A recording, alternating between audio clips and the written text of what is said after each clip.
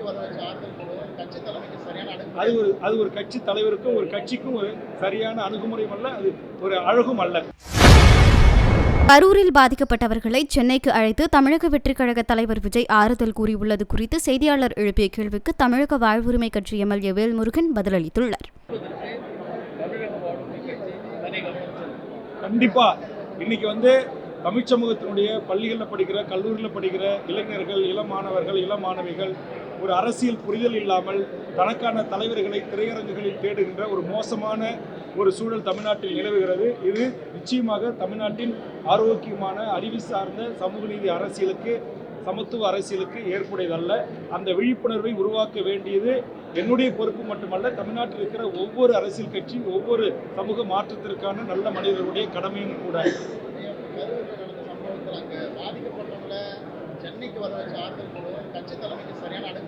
அது ஒரு கட்சி தலைவருக்கும் ஒரு கட்சிக்கும் ஒரு சரியான அணுகுமுறையும் அல்ல, அது ஒரு அழகும் அல்ல.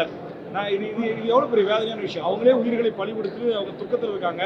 அவங்கள தான் இருக்கிற இடத்துக்கு வர வைத்து பார்ப்பது என்பதும், இருக்கிற இடத்துக்கு வர வைத்து உதவி செய்வது என்பதும், பாதிக்கப்பட்ட மக்களையே பாதிக்கப்பட்ட இடத்திலிருந்து வர வைத்து தன்னுடைய பனையூர் தோட்டத்தில் பார்ப்பது என்பது ஒரு அரசியல் கட்சி தலைவருக்கு அழகல்ல.